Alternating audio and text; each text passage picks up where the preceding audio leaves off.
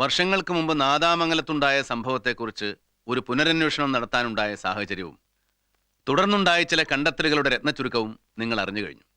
ഇനി ഈ അന്വേഷണം മുന്നോട്ട് പോകണമെങ്കിൽ ഈ ജുബ്ബയുടെയും ഈ മാലയുടെയും ഉടമസ്ഥനെ കണ്ടുപിടിക്കേണ്ടിയിരിക്കുന്നു.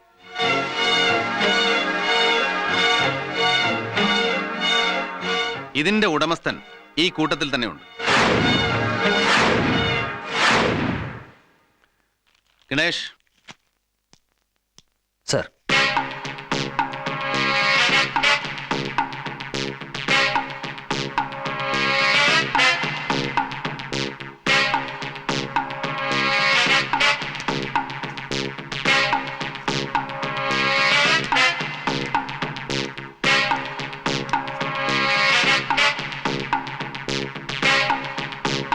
ഈ മാലയുടെ ഉടമസ്ഥൻ സ്വമേധയാ മുന്നോട്ട് വരുമെന്നുള്ള വിശ്വാസമൊന്നും ഞങ്ങൾക്കില്ലായിരുന്നു. പക്ഷേ മറ്റാർക്കെങ്കിലും ഇത് ഇന്നാരുടേതാണെന്ന് കാണിച്ചു തരാൻ കഴിയും എന്നുള്ള വിശ്വാസം ഉള്ളതുകൊണ്ടാണ് നാട്ടുകാരെയും സാക്ഷികളെയും മൊഴി നൽകിയവരെയും പൗരമുന്നണിക്കാരെയും ഒക്കെ ഇവിടെ വിളിച്ചു വരുത്തിയത്. ഇങ്ങനെ ഒരു മാല നിങ്ങളാരും കണ്ടിട്ടില്ല? ആരെങ്കിലും ഇങ്ങനെ ഒരു മാല നഷ്ടപ്പെട്ടതായി പറഞ്ഞു പോലും കേട്ടിട്ടില്ല?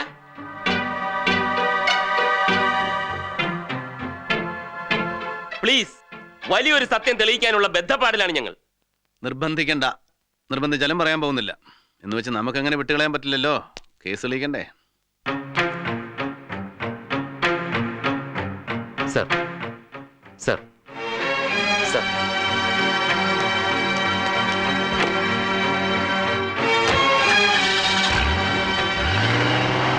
നമ്മൾ ആണുങ്ങൾക്കൊരു കുഴപ്പമുണ്ട്. കുഴപ്പമാണെന്ന് പറഞ്ഞുകൂടാ, ആണുങ്ങൾ അങ്ങനെയാണ്. മറവി കൂടും, പലതും പെട്ടെന്ന് മറക്കുകയും ചെയ്യും. പക്ഷേ ഇക്കാര്യത്തിൽ പെണ്ണുങ്ങൾ നേരെ മറിച്ച ഓർമ്മ കൂടും, പെട്ടെന്ന് മറക്കുകയുമില്ല. പ്രത്യേകിച്ചും നഷ്ടപ്പെട്ടത് വിലപിടിപ്പുള്ളത് എന്തെങ്കിലും ആണെങ്കിൽ. ഞങ്ങൾക്ക് സംശയമുള്ള ചില വീടുകളിലെ സ്ത്രീകളോട് തിരക്കാൻ വേണ്ടിയാണ് മിസ്റ്റർ ചാക്കോ ഇപ്പോൾ ആ മാലയുമായിട്ട് പോയിരിക്കുന്നത്. ആ സ്ത്രീ ചിലപ്പോൾ ഭാര്യയാവാം, വേലക്കാരി തള്ളയാവാം, സഹോദരിയാവാം, ചിലപ്പോൾ കാമുകിയും ആവാം, അല്ലെങ്കിൽ അമ്മയോ മറ്റാരെങ്കിലുമോ ആവാം. ചാക്കോ മടങ്ങി വരുന്നതുവരെ ഇവിടെ നിന്ന് ആരെയും പോകാൻ അനുവദിക്കുന്നതല്ല. അസൗകര്യത്തിന് മാപ്പ് ചോദിക്കുന്നു.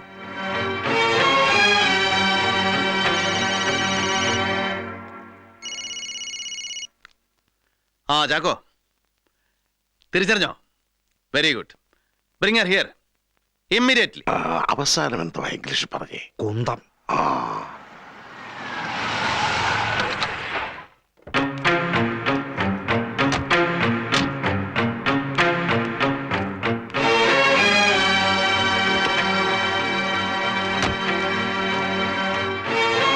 ചേട്ടാ, മാല കിട്ടി.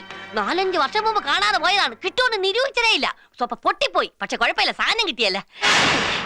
ചേട്ടാ, ഈ സാറാണ് ഈ മാല കൊണ്ടുവന്ന് കാണിച്ച് നമ്മളെയാണാ ചോദിച്ചത്. ഏതോ കള്ളനെ പിടിച്ചപ്പോ കൂട്ടത്തിൽ അയാൾ നമ്മളെ മാലയെ പണ്ട് മോട്ടിച്ചിട്ടുണ്ടെന്ന് സമ്മതിച്ചെന്ന്. ഏത് മാല? എപ്പോ പോയി? ആര് പൊട്ടിച്ചു? ഇത്ര ഒട്ടൊന്ന് മറന്നുപോയാ? ചേട്ടാ, അന്ന് രാത്രി പള്ളി പെരുന്നാളിന് നാടകം കാണാൻ പോയിട്ട് വന്ന് എന്നോട് പറഞ്ഞില്ലേ എന്റെ മാല കാണാനില്ല, ആരോ പൊട്ടിച്ചെടുത്തതാണെന്ന്. അന്നേ ഞാൻ ദേവിക്ക് വഴിപാട് നേർന്നയാണ്. മറന്നോ ചേട്ടാ? ആണുങ്ങളായാൽ ചിലപ്പോൾ മറന്നിരിക്കും. പേരെന്താന്നാ പറഞ്ഞേ? വിജയമ്മ. ആ മാല ഇങ്ങ് തന്നേക്ക്. വിജയമ്മനി പോയിക്കോളൂ, മാല അങ്ങ് എത്തിച്ചേക്കാം. ചേട്ടന്റെ കൊടുത്തയച്ചാ മതി. വേഗം വന്നേക്കണേ. വരട്ടാ. നമ്മൾ ചോദിക്കാതെ തന്നെ സത്യം നമ്മളെ തേടി വന്ന് കണ്ടില്ലേ? മാല, രാത്രി, പള്ളിപ്പെരുന്നാള്, നാടകം ഒക്കെ കണക്റ്റഡ് ആയില്ലേ? That's it.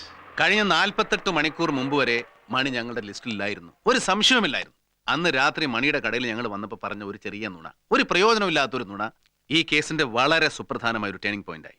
അതുകൊണ്ടാണ് മാലയുടെ ഉടമയെ തേടി പോകുന്ന കൂട്ടത്തിൽ മണിയുടെ വീട്ടിലൊന്ന് കയറാൻ ഞാൻ പറഞ്ഞത്. ആ ഡെവലപ്മെന്റ്സിനെ കുറിച്ചൊക്കെ നമുക്ക് പിന്നീട് വിശദീകരിക്കാം. ആദ്യം മാലയുടെ കഥ പറ. ഈ ജുബ്ബയും മാലയും സാരിയും ടോർച്ചും ഒക്കെ എങ്ങനെ മണ്ണിനടിയിൽ വന്നു, ആര് കുഴിച്ചിട്ടു എന്നൊക്കെ മണിയുടെ വായിൽ നിന്ന് തന്നെ ഞങ്ങൾ കേൾക്കണം. ഈ ജുബ്ബയും മാലയും ഞാൻ കണ്ടിട്ടില്ല, എന്റേതല്ല എന്നൊക്കെ വാദിച്ച് തടിതപ്പാൻ ശ്രമിച്ചാൽ നടക്കില്ല. സ്വന്തം ഭാര്യ തന്നെ നൽകിയ തെളിവിന് മേൽ മറ്റൊന്നും നിലനിൽക്കില്ല. അതുകൊണ്ട് വേഗം പാടാൻ തുടങ്ങിക്കോ മണി. കഥയൊക്കെ ഏതാണ്ട് ഞങ്ങൾ ഊഹിച്ചു കഴിഞ്ഞു. പക്ഷെ അത് താൻ തന്നെ പറഞ്ഞു കേൾക്കണം. ബുദ്ധിമുട്ടുണ്ടെങ്കിൽ ഞാൻ തുടങ്ങിത്തരാം. മാണിക്കുഞ്ഞ് സാറിന്റെ കുടുംബവും ഞാനും തമ്മിൽ വർഷങ്ങളായ അടുത്ത ബന്ധമുണ്ട്. ആ ബന്ധം എങ്ങനെ വഷളായി അത് മാത്രം അറിഞ്ഞാൽ മതി ഞങ്ങൾക്ക്. കം ഓൺ മണി. ഈ വീട്ടിൽ എനിക്ക് പൂർണ്ണ സ്വാതന്ത്ര്യം ഉണ്ടായിരുന്നു. വർഷങ്ങളായിട്ട് ഇവിടുത്തെ തയ്യൽ ജോലികൾ ചെയ്തുകൊണ്ടിരുന്നത് ഞാനാ. ഒരു ദിവസം ഒരെണ്ണവും പാകാവുന്നില്ല മണി, വല്ലാത്ത ടൈറ്റ്. അളവ് ബ്ലൗസിനാ എല്ലാം തയ്ച്ചത്. പക്ഷെ ഒന്നും ഉപയോഗിക്കാൻ പറ്റില്ലെന്ന് വെച്ചാ? അത് ഇടയ്ക്ക് തടി വെച്ചതുകൊണ്ടാ. ഇനി പുതിയ അളവിനുള്ള ബ്ലൗസ് തരണം, അല്ലെങ്കിൽ അളവെടുക്കണം. അളവെടുക്കണമെങ്കിൽ എടുക്കണം.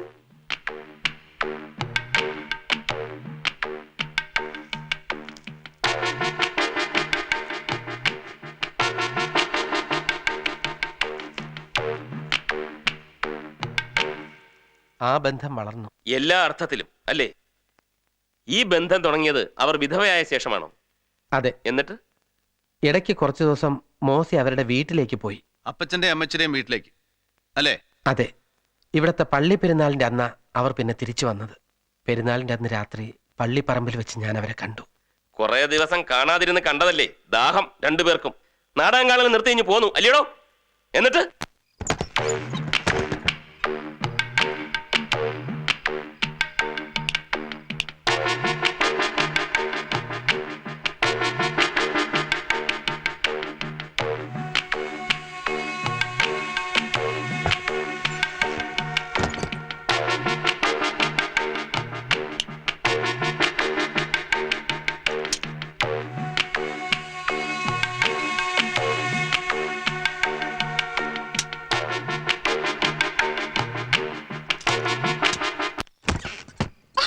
ചാച്ചി,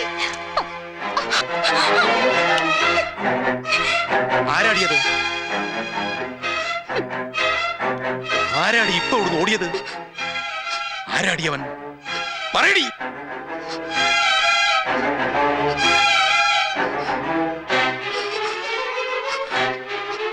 പറയടി, തേവിടിച്ചി. ആരാടിയവൻ? നോക്കി, നീ ഈ കുടുംബത്തെയും ചത്തുപോയ എന്റെ മോനെയും ചതിക്കായിരുന്നല്ലേ, വഞ്ചിക്കായിരുന്നല്ലേ? തേവിടിച്ചി, നിന്നെ ഞാൻ വച്ചേക്കില്ല.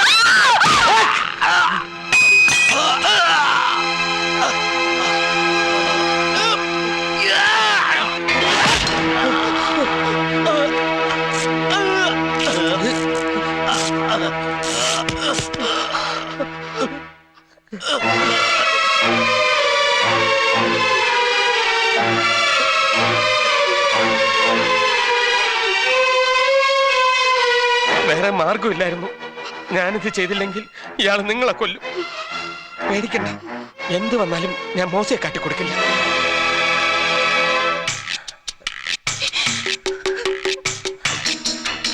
ബോഡി എത്രയും പെട്ടെന്ന് ഇവിടുന്ന് മാറ്റണം. ഞാൻ പോയി ഏതെങ്കിലും വണ്ടി കൊണ്ടുവരാം. ചോര, ജുബയില് ചോര.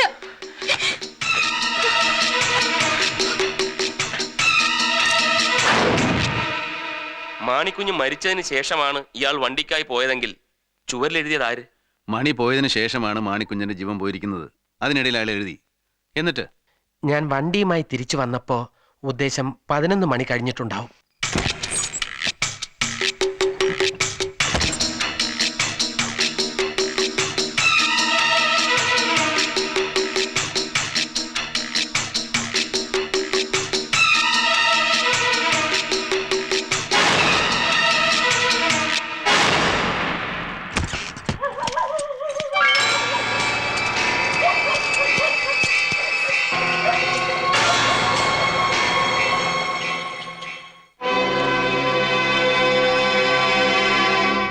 ക്രൂരമായ കൊലപാതകം നടത്തിയതിനു ശേഷം സത്യം പുറത്തു കൊണ്ടുവരാൻ പൗരമുന്നണിക്ക് നേതൃത്വം നൽകുക, CBI കൊണ്ട് അന്വേഷണം നടത്തിപ്പിക്കുവാൻ ഹർജി കൊടുക്കുക, തന്റെ ചങ്കൂറ്റം സമ്മതിച്ചിരിക്കുന്നു. പൗരമുന്നണിക്കല്ല, പാപമുന്നണിക്കാണ് നേതൃത്വം കൊടുത്തത്. ചെയ്ത പാപം പുറത്തു വരാതിരിക്കാൻ. ഡോക്ടർ വിജയലക്ഷ്മിയുടെ ആദ്യത്തെ റിപ്പോർട്ട് പ്രകാരം മാണിക്കുഞ്ഞ് 10:30-നും മോസി 11:30-നും പിന്നീട് അവരുടെ തന്നെ തിരുത്തിയ റിപ്പോർട്ട് പ്രകാരം രണ്ടുപേരും 11:30-ന് മരിക്കുന്നു.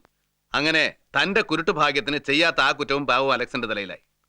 ഒരു പോസ്റ്റ്മോർട്ടം റിപ്പോർട്ട് തിരുത്താൻ മാത്രം വിജയലക്ഷ്മിയുടെ മേൽ തനിക്ക് എന്ത് ഇൻഫ്ലുവൻസ് ആണുള്ളത്? താൻ പറഞ്ഞിട്ടല്ലയോ ഡോക്ടർ റിപ്പോർട്ട് തിരുത്തിയത്? ഡോക്ടർ വിജയലക്ഷ്മിയുടെ ബ്ലൗസും നിങ്ങൾ തന്നെയാണോ അളവെടുത്ത് തുന്നി കൊടുക്കുന്നത്? അന്ന് കടയിൽ വെച്ച് ചോദിച്ചപ്പോ ഡോക്ടറെ അറിയില്ല, ഒരു പരിചയമില്ലെന്നല്ലേ മണി പറഞ്ഞത്. പക്ഷേ കഴിഞ്ഞ 48 മണിക്കൂറിനുള്ളിൽ നിങ്ങൾ പരസ്പരം വളരെ അടുത്ത പരിചയക്കാരാണെന്നുള്ളതിന്റെ തെളിവ് CBIക്ക് ലഭിച്ചതാണ് ഞാൻ നേരത്തെ പറഞ്ഞ ഈ കേസിന്റെ സുപ്രധാനമായ ടേണിംഗ് പോയിന്റ്. കഴിഞ്ഞ 2 ദിവസമായി ഡോക്ടറെയും കാത്തുനിന്ന് എൻ്റെ സഹപ്രവർത്തകന് ഡോക്ടറെ കാണാൻ കഴിഞ്ഞില്ല.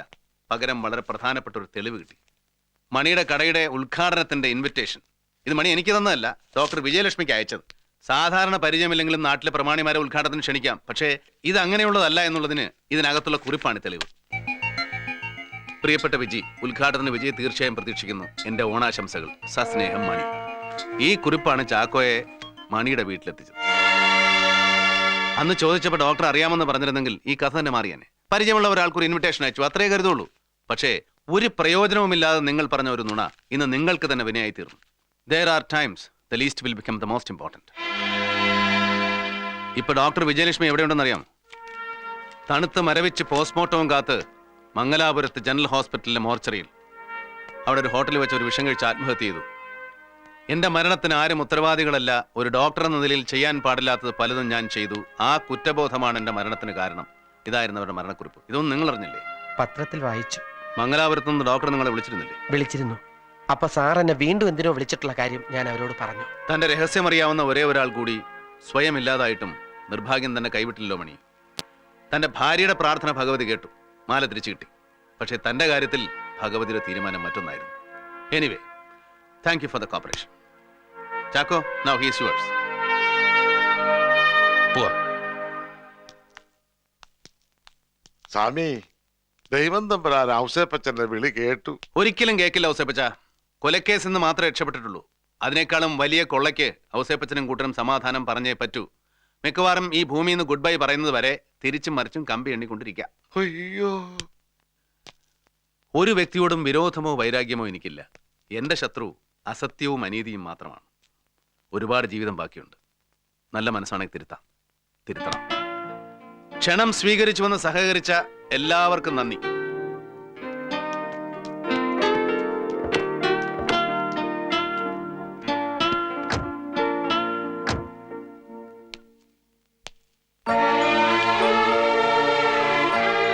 മറ്റൊരാൾ കൂടി പ്രതിയായതിന്റെ സന്തോഷമൊന്നും എനിക്കില്ല സാർ.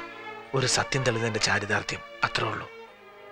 അറപ്പോടും വെറുപ്പോടും ഭയത്തോടും മാത്രം ആളുകൾ ഓർക്കാൻ ആഗ്രഹിക്കുന്ന എൻ്റെ ജീവിതത്തിൽ ചെറിയൊരു പ്രകാശം സാറ് കാരണമുണ്ടായി.